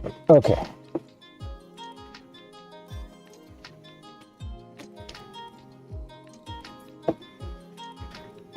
But see, this is one of those things. It's good to see this, right? This shows how you can experiment. You can mess around and try things and then take it apart and redo it in a slightly different way.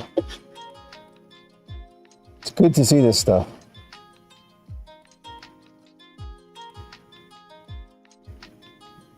This is the stuff I do all the time.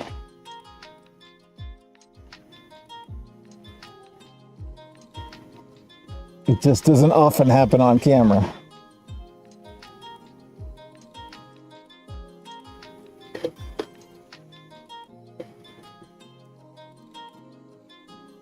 But this is what you get when I don't pre-plan things, I just work.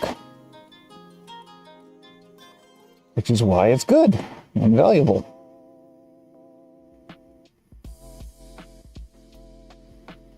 The more I think about it, the more I like the idea of doing it like this and then actually attaching these, like gluing these to the fabric.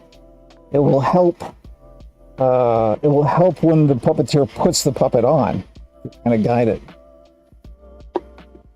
I think that might be good.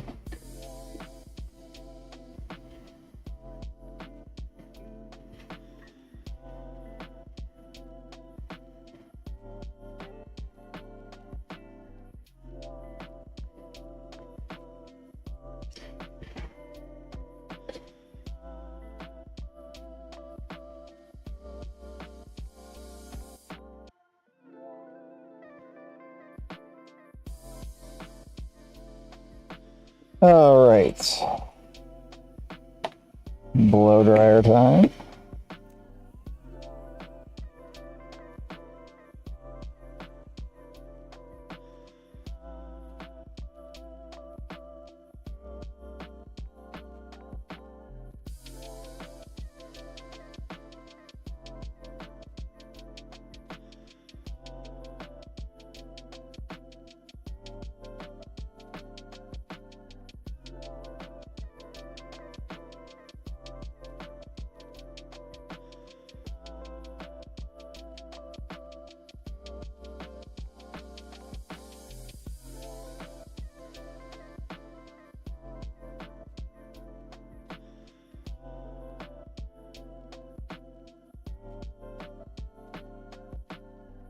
I have to remind myself to sit up. I have this terrible habit of like hunching over, and it's not good for my back.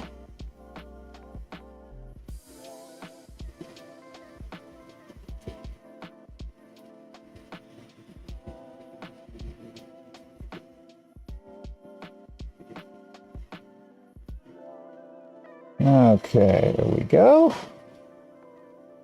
Oops, it flashed a nail to it.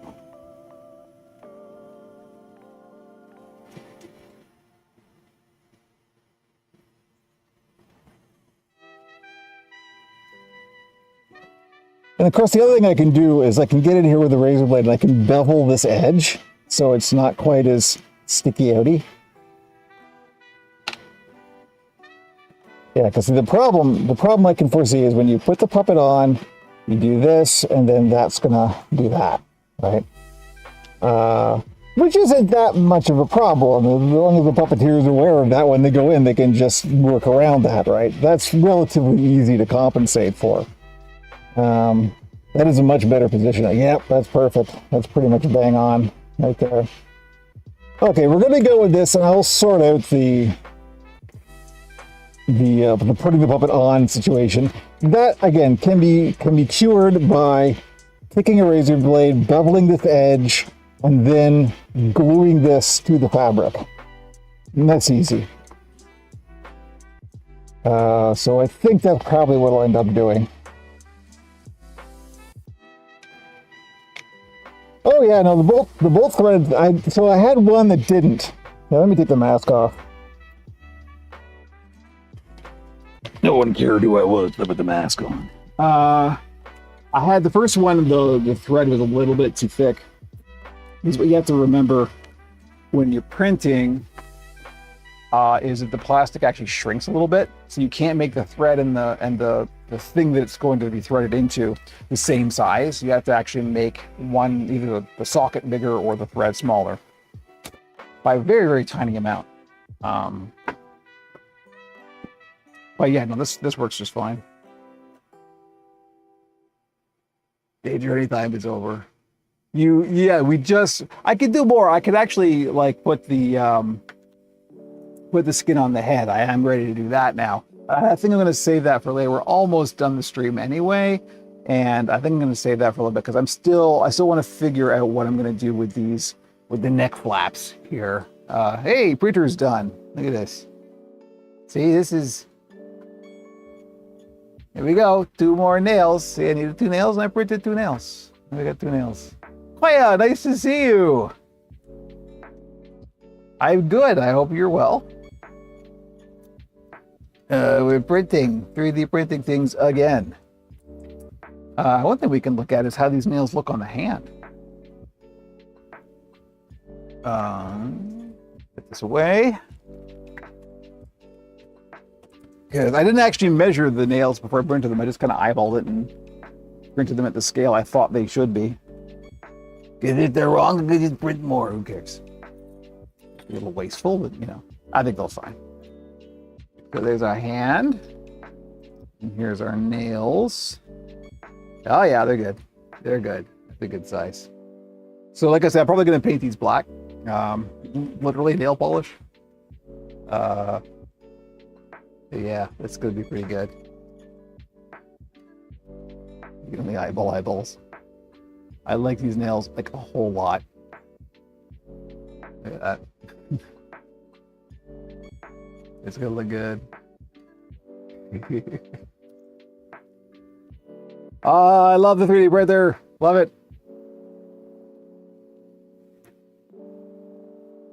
Boom, done.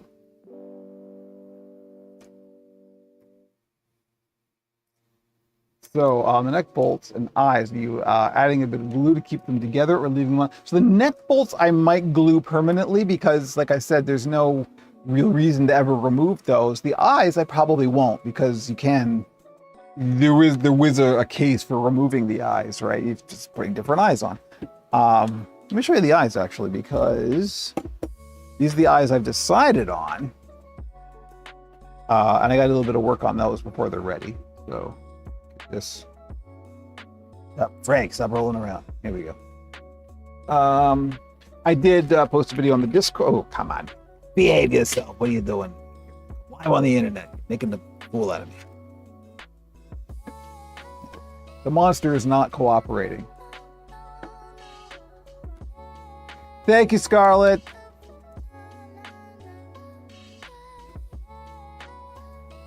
So I'm only going to be on for about 50 minutes more. But, you know, by all means, lurk away, hang out. So these are the eyes that I'm going to do.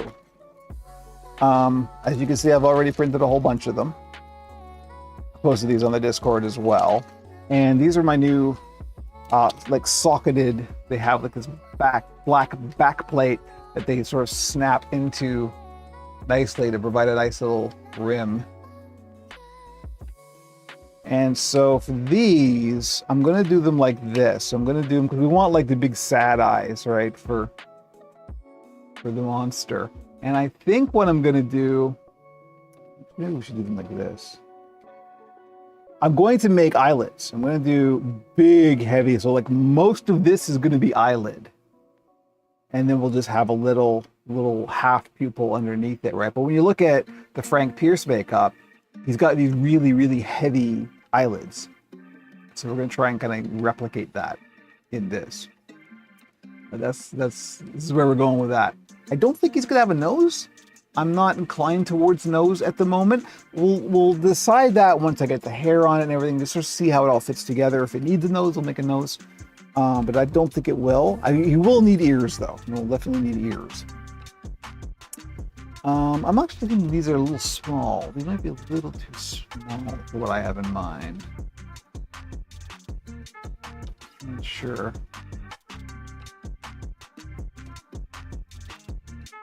And then every play Groundhog Day, yep. But that's the beauty. Like, if I decide these are too small, I could just load up the file, scale it up a little bit, print it, and then we got some new ones that are exactly right. So I don't know. We'll just see when we get there. I'll make the holes, put these in. If I decide I need bigger, I'll print some bigger ones. But that's where I'm going for. This is, it's kind of like that with like a lot of eyelid. Most of this being eyelid. This really, really small little bit at the bottom that's still the pupil and eye white. But I think that's gonna look good. So gosh, what do we do in the last 10 minutes of this stream? I'm not sure. I can paint the nails. I do try to paint them before I put them on the actual puppet. Otherwise, run the risk of getting nail polish on fleece, and that's not a good time. These neck bolts are really good. Look at this. I started doing this as well. I started making the bolt part like a hexagon, excuse me, because it's just easier to grip when you're putting it on the inside to be able to turn it, right? Or hold it and then turn the other side. What shall we do? Well, I guess I could just attach this. Could do one last Danger Honey run. They do have a nice sheet of them, you're right. If I had thought more, I would have got some of the metallic stuff to do these with. Nah, that'll be next year. These are fine for now. Yeah, let's attach this skull. No matter what I do, it's gonna be this, so let's do that. More Danger Honey. One last Danger Honey hurrah for this stream.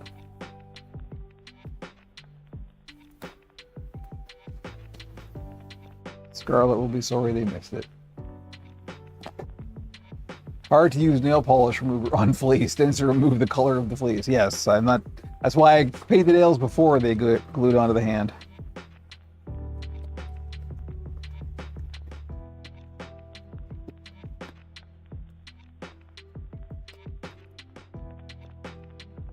Now I really feel like Dr. Frankenstein.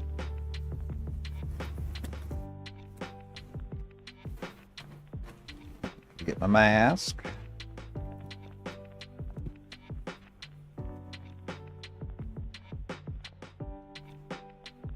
Yeah, oh yeah, no, for sure.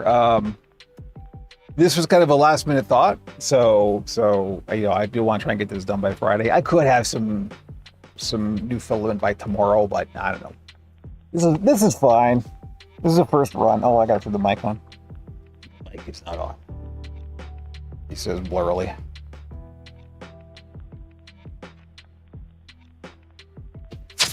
There we go. Sorry if that got stupid loud. I held the button down. Oh. I'm trying to remember what Frankenstein film it was where he had the bolts in his temples. Because I know I've seen that.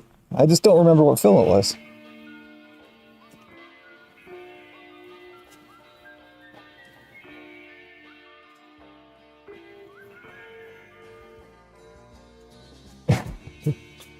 The neck bolt consultation has begun.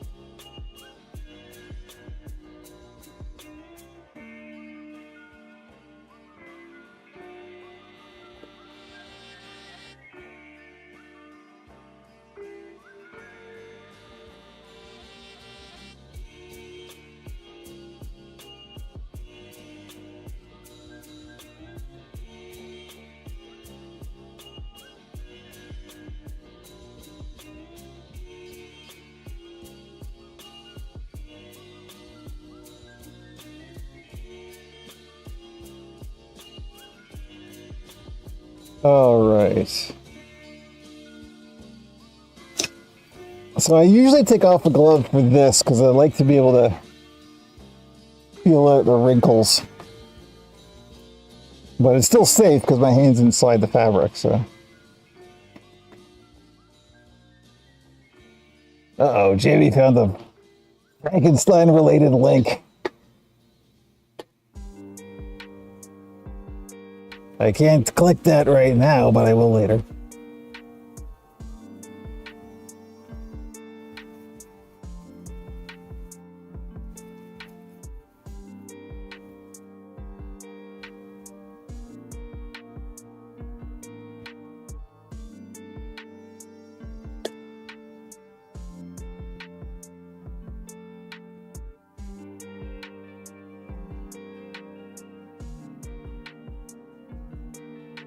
If it looks like I'm using a lot, I am.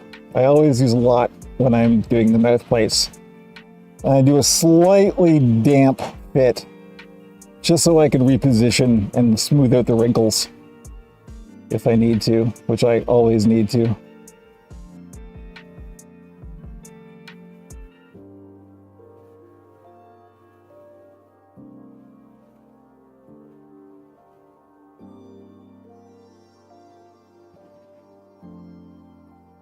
You want to make sure you get perfectly spread coverage. You don't want any bit not covered, including the edges. The edges are really important.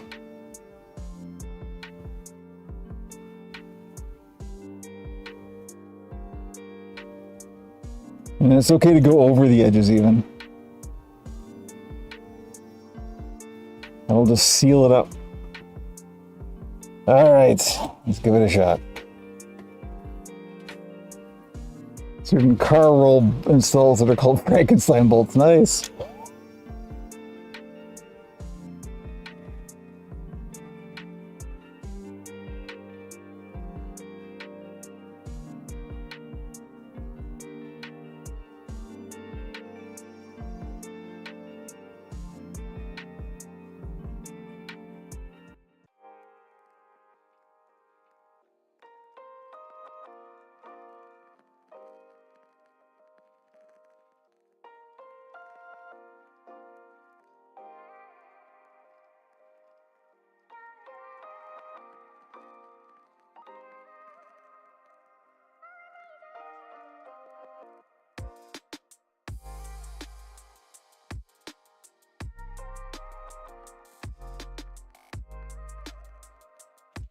All right, here we go. This is where the fun begins. And I'll line this up, as always, a challenge.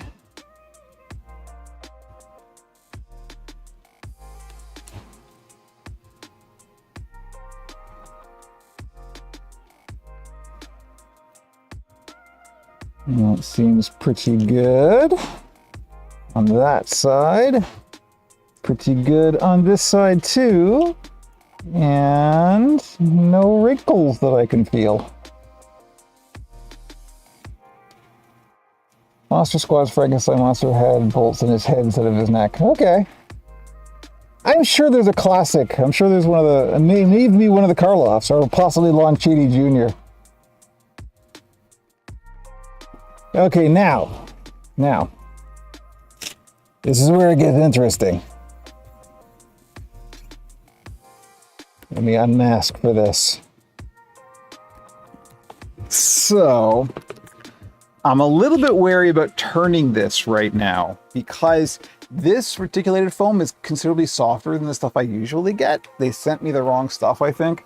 And so it's very inclined to collapse, right? So if I turn this, the head's going to be all weird and deformed. And I'm going to have to sort of work it out. Now, one of the things I can do to help that is literally slice the top off the head, put a ring of boning in there. And that will help keep it shaped. And I'm a little bit nervous about doing this on stream because it's going to look all bad and weird to start. But maybe I shouldn't be. Maybe this is the thing, right? We're a family. It doesn't matter.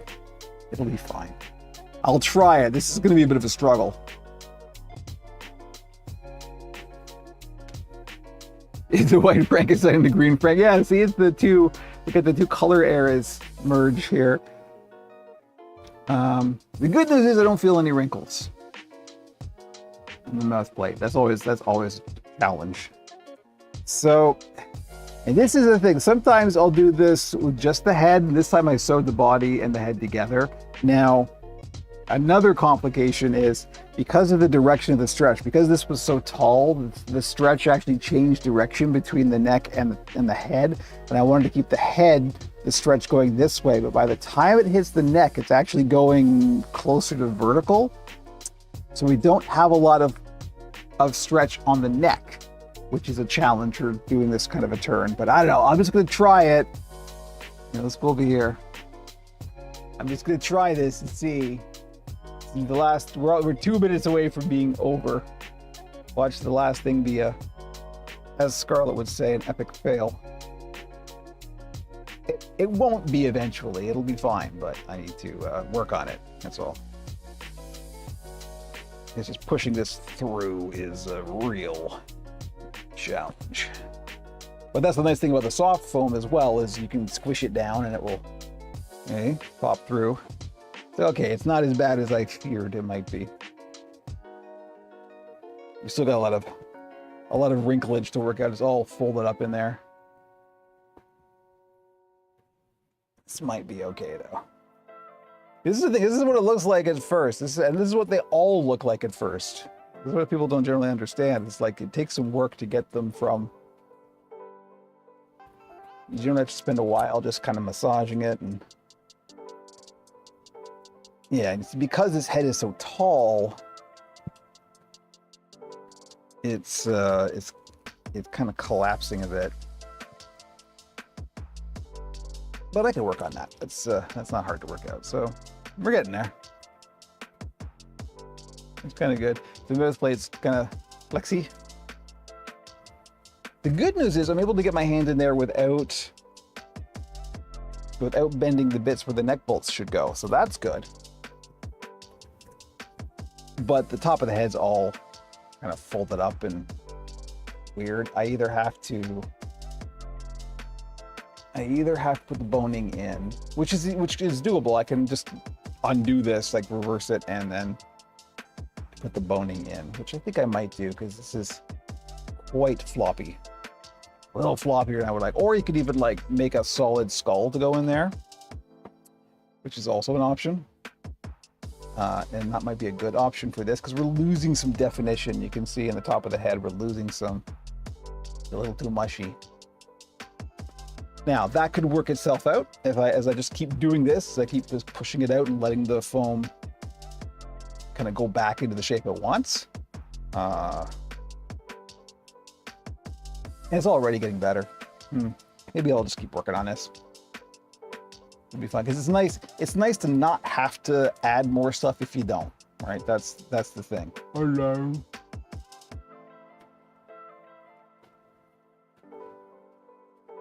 Very alien at the moment.